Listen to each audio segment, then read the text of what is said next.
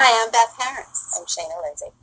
And we're going to talk about this, what looks to me at first sight to be a very tedious and boring photograph. Like, why would you take a photograph of this? And why are we looking at this? Maybe you can shed some light, so to speak.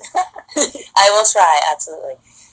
This is by William Eggleston, who is a Southern American who shoots usually sort of strange places, locations, and oftentimes from a strange perspective, as you see here. Mm-hmm. It's strange in that we're sort of higher up than we would be. Exactly. Normally. Yeah, we're almost to the level of the light bulb, so he's obviously standing on something. The camera is probably held up away from his face in order to shoot this. It's a little hard to tell exactly. Where are we here? Well, this is in Mississippi, in a place called Greenwood, Mississippi, and it's hard to tell exactly at first, but if you look carefully over here, there's a little graphic poster on the wall, and these are sexual positions. So this is a brothel.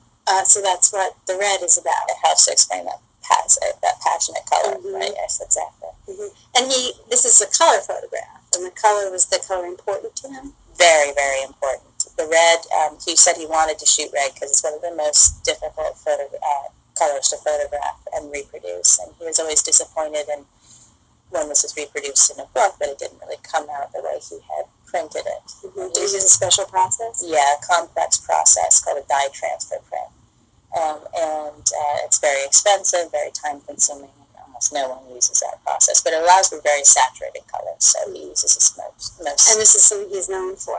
Yes, absolutely. He's a color photographer who's really doing color photography at a time when it was not at all associated with high art. High art photography was black and white. And he brought his prints to New York and showed them to the MoMA curator of photography, John Sarkowski.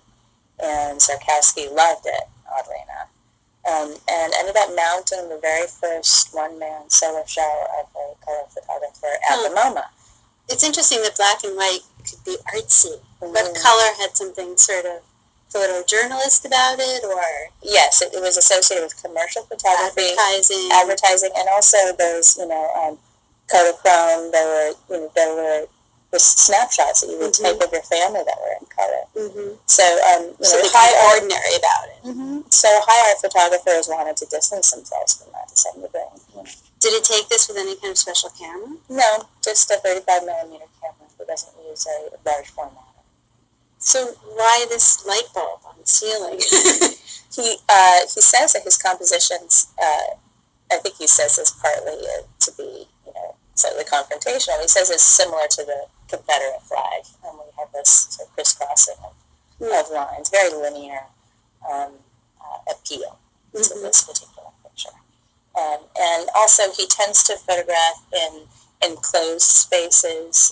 He'll do a photograph of an icebox, for example. Really? Or under a bed. So very sort of banal subject matter. Banal, very restricted, was a pretty shallow depth of field. So, in many ways, this really stood apart from what people expected from a photograph. It doesn't have any classical referencing. No, and in fact, are there figures usually in his photographs, or does he not usually include figures? They can include figures, but very often they are like this interiors or, places where things meet. A car might be parked in a driveway, something that he finds in a gas station, like a pinball machine. So it can have a figure, but not always. And often if there is a figure, it's not a moving figure. They're very still images overall. So is he trying to draw our attention to things we would not normally look at? Exactly. Yeah, exactly. He's one of many photographers who, since the 1960s, really have been focusing on, what something looks like when it's photographed as opposed to how it's transformed when it's photographed. Exactly. And then also just bringing to light the... literally bringing to light. Literally.